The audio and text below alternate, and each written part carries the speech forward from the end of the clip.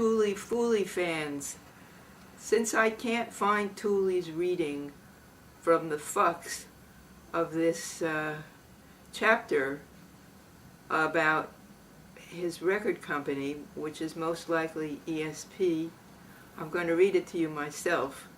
This is from Tuli's unpublished novel, The Fugs. And this is called The Special Agent, Chapter 7. And it starts, Sidney Leachman was but one of 7 brothers, all musical and talented in other ways. Their progenitors came from a small town near the Vermont-Canadian border where they ran a dry goods store. Sidney himself was bilingual, speaking both American and Canadian, his talk being sprinkled constantly with a multicom of A's and ho's for house. He also kept referring to the U.S. President as the Prime Minister. With Sidney as the linchpin, the family had launched and established a media empire that was as far-flung as it was impotent. Sidney himself held a law degree but never practiced. Frank Wood, the eldest, practiced entertainment industry law but never won a case. Edgar ran a newsstand at the corner of McDougal and Sullivan that got a lot of the artist trade, a rough trade if you dig my meaning. Wilhelm was an operetta buff and responsible for the inclusion of all the Chinese proletarian operas on the family SOS label, such as Dream of the Dung Seller, containing the remarkable aria, I chopped an imperialist cunt to pieces in her maiden form bra, and I was a fucking cocksucker agent of the KGB. Aaron, an artist of no mean talent, designed the album covers for the company, although he often lost them because he was also an A-head.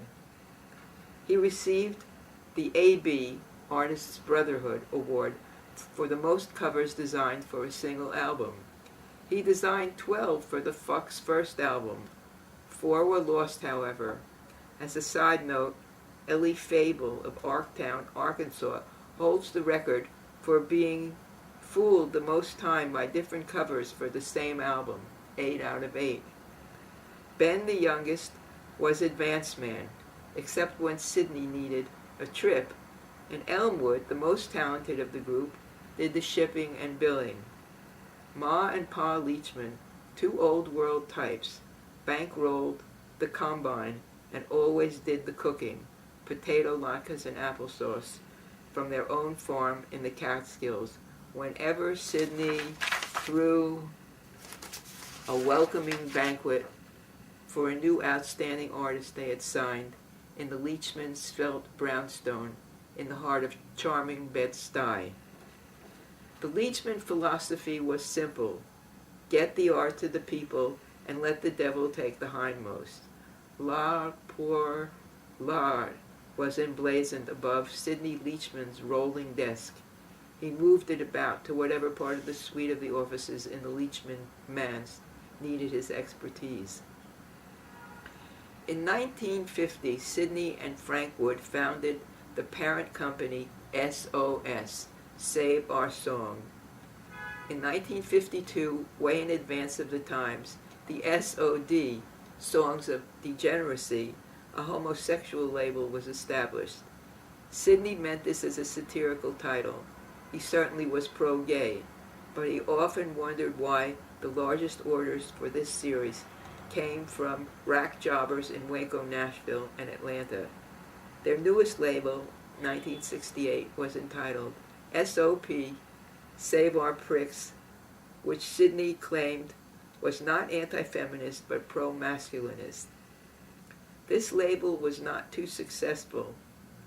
Its one bestseller, Fart for Peace, by Muy Nacho and his Erector Set, or Latin orchidestra as he billed himself, with Muy playing erectorine and fartophone, caused a minor furor in lesbian circles, especially the outrageous pachanga, twiddle your own twat, palanga tu chacha mi misma, and there were no new releases since 1970, when a record plant pressing Fart for Peace in Carlstadt, New Jersey, was burned to the ground by militants of unknown persuasion. The Leachman's artist management company, Fine Print Management, was also headed by Sydney. In addition to the Fugs, it had Szabo's device, the electronic jazz maestro who introduced the famous cocaine drone to bebop. Ian Joplin, the well-known and shy torch singer, whose specialty on stage was shoving a lighted torch up her vagina. It was a contrived effect, of course, with a harmless magician's powder supplying the flames.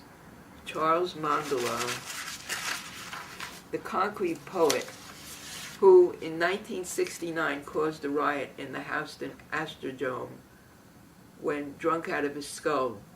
He grew tired of reading his slides and instead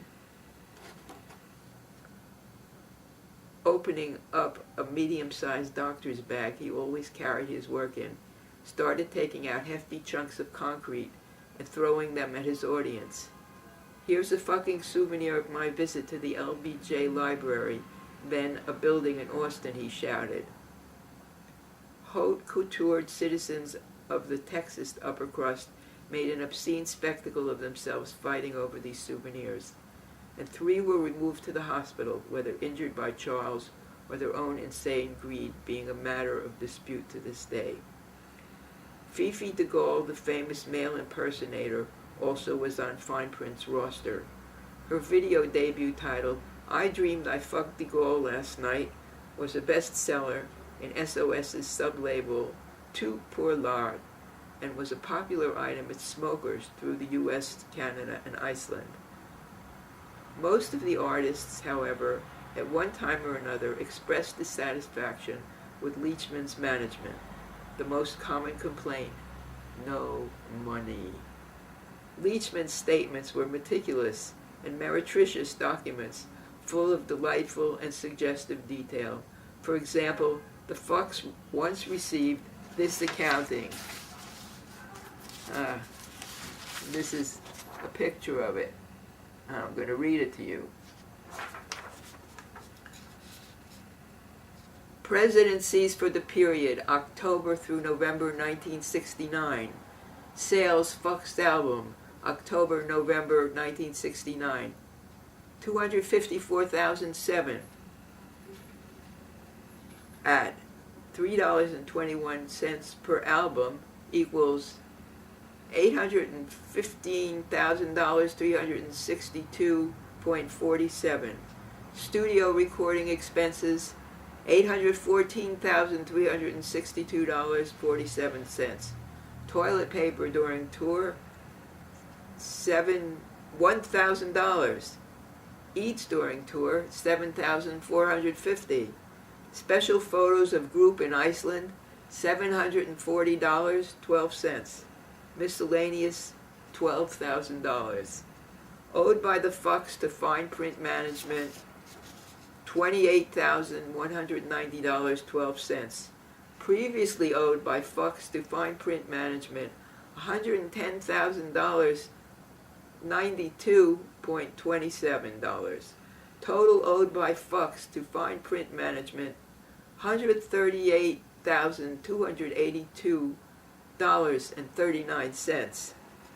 Star, Leachman felt the term royalties was old-fashioned and undemocratic. Okay. In other words, no royalties for the Fugs. And rubber stamped at the bottom of this statement was a notice which read, Dear Mr. Fuck, name written in. May I have a moment of your precious time? Our credit manager has gotten very angry with me lately.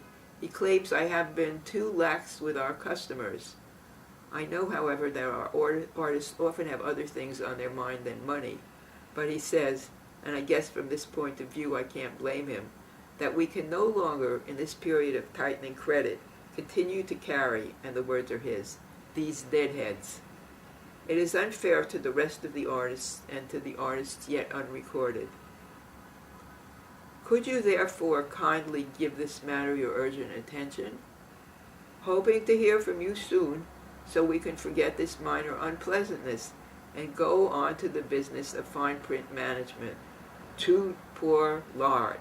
Amount owed $138,282.39. P.S. If your check crossed this letter in the mail, thanks and sorry for the language. Against Uri's advice, Uri is Tuli, you remember, Red, that's Ed Sanders, once had the SOS books audited. The accountant Sal Rubicon, a specialist in show business, Echo, found the books, at least the set he saw, in perfect order. His bill came in the next morning's mail. It was for $115,000 and was rubber stamped POD, payable on demand. Sal Rubicon wasn't going to get stuck like Sidney Leachman. So it turned out the Fugs owed the record company money. And huge amounts of it. They made no money at SOS Records. Bye. These are the Fugs records from ESP. Fugs' first album, Fugs' second album, Virgin Fugs, Fugs 4 Rounder Score, and No Deposit, No Return, Tuli solo album. R.I.P. Bernard Stollman, president of ESP Records.